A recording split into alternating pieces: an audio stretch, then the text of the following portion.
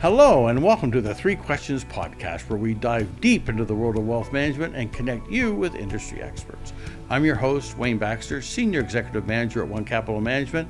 If you or someone close to you owns high-end, valuable personal property like rare jewelry, fine art, or even exotic cars, you are not going to want to miss today's podcast. We're going to address the three questions to ask about your high-end, valuable personal property. Thank you for taking time to check us out. And if you enjoy this episode of the Three Questions podcast, please consider liking this video and subscribing to our podcast and YouTube channels. On today's podcast, we are focusing on a topic that's becoming increasingly important for those managing valuable personal property. Whether it's rare jewelry, fine art, or even exotic cars, knowing how to protect, value, and sell these items can be critical in today's market. We're going to address the three questions to ask about your high-end valuable personal property, and I'm joined by two exceptional guests who are experts in their fields. First is Amanda.Martinez. She is a client executive with Highland, and Amanda specializes in insuring high net worth clients' personal property. And returning again to the podcast is Ehrman of luxurysellingsolutions. Dana specializes in identifying, valuing, and selling luxury items from estate jewelry to fine art. Dana's expertise covers it all. Amanda and Dana, welcome to the Three Questions podcast. Thank you, Wayne. And I think this is the first time we've ever done a podcast with two guests, so I'm great to have both of you on. I'm really looking forward to the conversation. I will say this, when we met to discuss today's podcast, the one thing that became rather apparent to me was passing high-end valuable personal property down from one generation to the next is not always a sure thing. And even if that does indeed occur, that process can be complicated. And I would say, before we even get to our questions, I have a question for Amanda, and that is, how do you actually ship these items if, in fact, we do have someone, either a family member or someone else wants to receive it? What's that shipping process all about? What's so interesting and complicated about that? Yeah, so I'm not an underwriter, but when I came into the business, I was told to think like an underwriter because that's how you make underwriters want to write the business and insure what you're trying to get insured. And so underwriters are thinking about what can go wrong. And if you look at the statistics, about 70% of fine art losses are happening in transit when people are shipping these items. And so if I was an underwriter, I would not choose a client who's using USPS, FedEx, and UPS, those type of shipping opportunities, because they're great for your Walmart deliveries. They're great for your Amazon deliveries, but they are not great for your $100,000 paintings. You want to focus on a fine art shipper or a shipper that is used to delivering high valued personal property. And what's different about these shippers in general is that they know how to remove pieces from the wall. They know how to store pieces into protective boxes and specialized boxes. They know how to get them on and off trucks without having any damage. And then further than that, I'm sure you've seen Ocean's 12, that movie where Julia Roberts pretends to be Julia Roberts so that they can steal the coronation egg. The same type of thing, this happens in real life. And these fine art shippers are very anonymous. So the trucks that they're using, they're not labeled. It's not like steal my They're fine not art, advertising what they can, jewelry inside. Exactly. And they utilize Brinks type security. So they have a security guard that is also ununiformed so that they're not targeted. So, when you're going through this process, if you do need to ship an expensive piece, please don't use FedEx, UPS. They're great, but not for these type of items. Make sure that you reach out to an expert who has connections, whether it's across the country, down the street, across an ocean. There are people out there that do those things and specialize in them. So Dana, is that something that you would take care of if you're working with a client on that? Would you be the one that would coordinate that? Generally not, depending on where it's going to be sold. So if it is going to be sold for cash, for instance, then it is up to the buyer to then create that transport. If it is going to be sold at auction, it is up to the auction house to then take on that responsibility to pack it correctly and get it transported from point A to point B. And I can help coordinate that, but that is really up to either the buyer or the auction house. All right. Well, as you can see, whether you're looking to protect your collection or explore the most lucrative ways to sell, you're not going to want to miss this conversation. We're going to cover a lot of ground today. So let's just dive right in and address the 3 questions to ask about your high-end valuable personal property. Question number 1, what is the first step when thinking about either passing down or selling a high-end valuable piece of personal property? And we'll start with Dana. Well, the first thing I would say is this something that has sentimental value? And I always ask my clients first and foremost, if it has sentimental value, keep it. Keep it within the family, even if it's high end, even if it's low end, just go ahead and keep it. If you think it might be valuable to you in the future as far as sentimentality, keep it, because you can always sell it at a later date. You don't want to regret selling something and going, oh, why did I? However, if you do not want the property, if this is something that, if it's a piece of jewelry that's way out of date, if it is the painting that was over your grandmother's fireplace that you never liked, go ahead and let's look into the markets and find out if it has value. And that's when you want to engage someone who has expertise in the secondary market like myself to really dive in and say, where does this belong? Where should we sell it?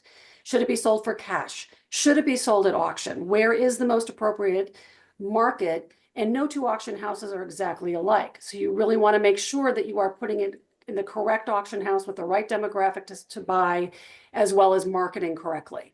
And that is something that is really nuanced, and you have to make sure that you are hitting the market at the right time. For instance, right now, gold is at the highest it's ever been. It's over $2,700 an ounce. Great time to sell jewelry. Fabulous time to sell jewelry. However, if you have a piece of antique furniture, maybe not so much. The furniture market is very soft. So you, again, want to time it correctly. But again, going back, if you want to keep it, that's when you want to insure it, and you want to go to someone like Amanda, who is going to be able to help you with the insurance. Yeah, Amanda, you want to chime in here? Your thoughts on what Dana just shared? Yeah, I mean, similarly, so, if you're going to be keeping it and there is sentimental value, I would say, make sure that it is insured. That's the most important portion of it. If it gets lost, if it gets damaged, well, you can't necessarily replace it. There are opportunities where it can be maybe recovered. For example, we've had a client who was scuba diving, lost a tennis bracelet that was given to her by her grandfather. They had scuba divers go into the lake and recover that piece because she had insurance on it. So those opportunities are out there. So sentimental value is extremely important to make sure that you have insurance, and it's not so that you can get the value back out of the item. All right, well, great answer, and noted on maybe being careful about diving with very expensive jewelry. Noted. Okay, question number 2. My art is insured for $250,000. When I sell it, will I get a commensurate value? Dana Ehrman, over to you first. The $250,000 figure is insurance value. And so the understanding of insurance value versus fair market value, insurance value is a brand new car sitting on a lot that you don't have the keys or the title to yet. It is the most that you're going to get to protect you. It's all about protecting your items. However, fair market value is now you have a car, it is considered used, and you need to sell it. When you sell it, you're not going to get the lot value. We all know that. Right. You're going to sell it as a used car. Well, valuables are the same way. Some have higher fair market value, some have lower in the market. It depends on what it is. And so you really want to make sure that you understand that when you invest in that brand new item, chances are you're not going to get that amount back in return when you go to sell it. So it really just depends on where you are in the market with these items. The one thing that I want to stress is you do not need to have these items appraised if you're going to sell them. So an appraisal is specifically either for insurance value, possibly for the IRS, et cetera, whatever you might need it for, but you do not need it for fair market value because it is an opinion of value in the market at that time based on market stats. When you go to sell something, what I'm going to do is I'm going to go in the market and get you actual cash offers, actual auction estimates. These are live prices. Therefore, you do not need an appraisal. It isn't necessary at that point. So you can get the valuation without actually getting an official appraisal is what you're basically saying. Absolutely, Oh, absolutely. And what I'm doing is getting multiple so you can compare against each other. okay, so that begs the question here, and I don't know this, either one of you can chime in on it. It would seem to me that what Danny, you talked about how different values, different high value personal property, the values can fluctuate. So would it not make sense from an insurance perspective to have someone like you sit down with and say, what do you think? I have my property is now worth $250,000. I'm not thinking about selling it right now, but what do you think it's worth now on the open market? And maybe you would come back to them and say, well, it's not worth $250,000 now, it's actually worth $350,000. And if that was the case, would you change the insurance value? Would you change the insurance coverage?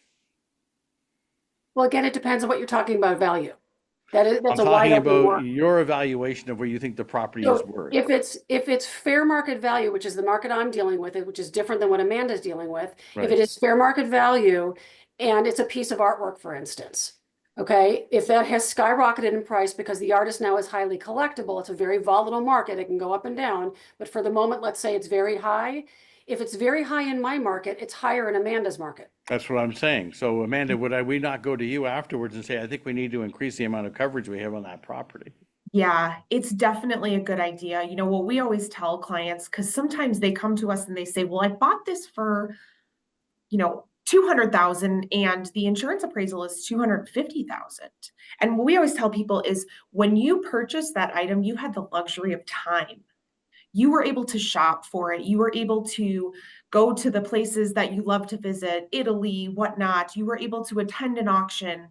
We don't want to give the insurance companies the luxury of time when adjusting a claim. We want them to react right away, whether that means I'm going to give you a check for $250,000 and you can replace that item or purchase different items that fit well in your space or that you appreciate, or we want to get this fixed immediately. And so we have to now pay a premium to have some type of repair or whatnot completed on the item because we don't want to wait. We shouldn't have to wait. That's the whole point of the insurance policy. So there's definitely differences, as Dana mentioned, between the two valuations. So one other thing I might mention is you want to make sure your insurance appraisals are up to date. Super important that they're up to date because again, the volatility of the markets, if they're changing drastically, you got to pick up the phone and call Amanda and say, hey, where am I at? And get a current appraisal so that you can increase that insurance. you just took the words right out of my mouth. I'm going to say, just like when I review my clients' financial plans and their investment portfolios, you almost have to basically go through the same process with your high-end valuable personal property. It's not a one-time assessment, and we're good to go for a time immemorial. Okay, great answers, and thank you for, again, we have Amanda Martinez from Highland and Dana Ehrman. She's with Luxury Selling Solutions, joining us today on the Three Questions podcast. Question number 3. I have art in storage and jewelry and coins in my safety deposit box. Question number 1, do they need to be insured? Amanda.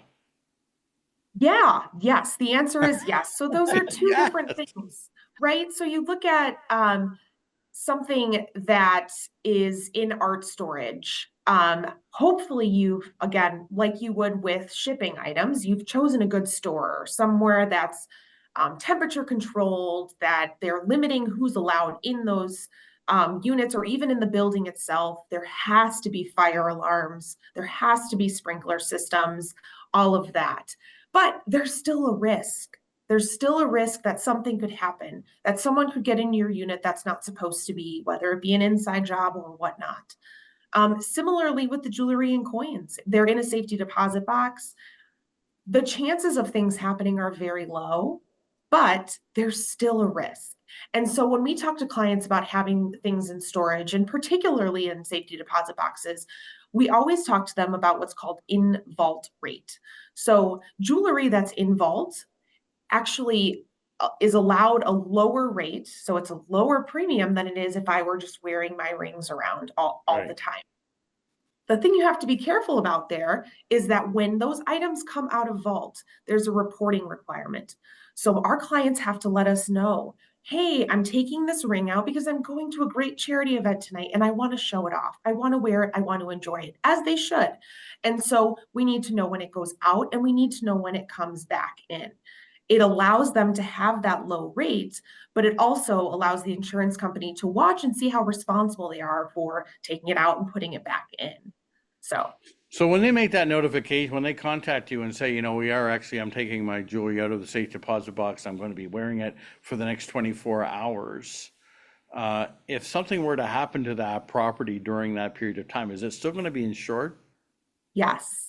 Yes, it is. As long as the notification process happens. If they take it out and they forget to tell us, there is reason for the insurance company to decline. Well, we would probably fight that and, try and advise them to provide coverage. But if you let us know and something happens, a diamond falls out, you lose an earring, there is coverage as long as that notification So process the happens. key part is notifying you. In other words, you take it out of the safe deposit box where something happens to it and they don't tell you, that's where you expose yourself to some unwanted risk. Correct. Okay, just a follow-up question to that, and for Dana, these pieces of art that are again, in safety deposits, in storage, can they be valued in that current location? They can, absolutely. So two very different scenarios. You have safety deposit box and you have a storage unit. So Right. as far as the safety deposit box goes, we all know, if you've been in a safety deposit box, you wouldn't know that the lighting is terrible. They're very dark, they're very small, and the lighting is terrible. However, I have worked in safety deposit boxes my whole career. It is difficult to properly evaluate in a safety deposit box. However, it can be mostly done, possibly preliminary. If you have a large diamond, you're going to want to go through the process of correctly having it graded, et cetera. And that's something, as a gemologist, obviously I can do in the proper lighting. If we're talking about a storage unit, if the items are completely wrapped up, they are going to have to be unwrapped. And that is something that the client has to be comfortable with, because oftentimes if they've been taken out of a home and put directly into storage, they're completely wrapped. So they just need to be unwrapped in order for me to be able to photograph them, measure them, and look at them correctly. But yes, it can be done on both sides. All right. Before we wrap up the podcast, Amanda, just one more question for you. Is there a piece of advice or maybe a common mistake that you see high net worth individuals make when insuring their valuable personal property, that you would want them or our audience to avoid? Yeah. So I think insurance in general, whether it be your home insurance, your car insurance, typically ends up being a set it and forget it type thing. And that's one of the biggest problems that we see is clients will put their schedule together when they first engage their relationship with their broker and they walk away and that's it. They don't look at it again. They get their renewals, they pay them, they move along. I always recommend that clients are looking every renewal at your schedule. Maybe there's items on there that you no longer own. They should be removed. Maybe there's items on there that need to be reappraised. And so those are opportunities to make sure that you're properly insured, that you're not overpaying, that you're not underinsuring. And, folks like Dana can do a schedule review, and we highly recommend that our clients have those every couple of years so that they can determine, an expert can determine, is there a change in the market that needs to be addressed on your insurance policy? So you think every couple of years is a good time frame for doing a review? Yes, Regular, absolutely. more of a systemized, like almost scheduling that you assume that, every couple of years I'm going to review my high-end personal property. Absolutely.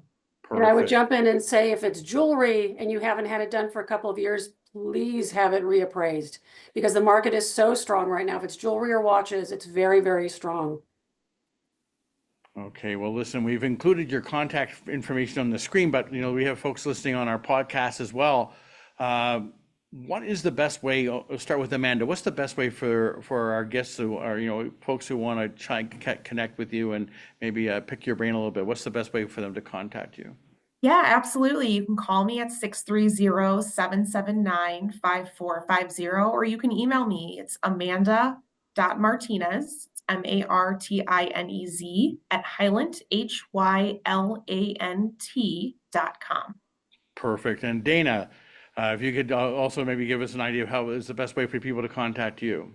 Absolutely. So for me, you can either call or text anytime, 310-736-5896, or you're always welcome to send me photographs of what you have. And my email is either dana@luxurysellingsolutions.com or luxurysellingsolutions@gmail.com. Perfect. Well, listen, I want to thank both of you for joining me today. You're awesome guests, provided a lot of great information. Amanda Martinez from Hylant, Dana Ehrman from Luxury Selling Solutions. Thanks for joining me today. Thanks, Wayne. This has been fabulous. Thanks. Great. Thank you very much. I look forward to bringing you the 3 Questions podcast, and I hope you find them educational and informative. Please consider liking this video and subscribing to our podcast and YouTube channels. And to receive notification as to when our latest podcast has been posted, please click on the notifications bell. Lastly, to schedule an online Zoom consultation with me to discuss your wealth management needs, please click on the link in the description box below, www.onecapital.com/meet with Wayne. Thank you, and we'll see you soon.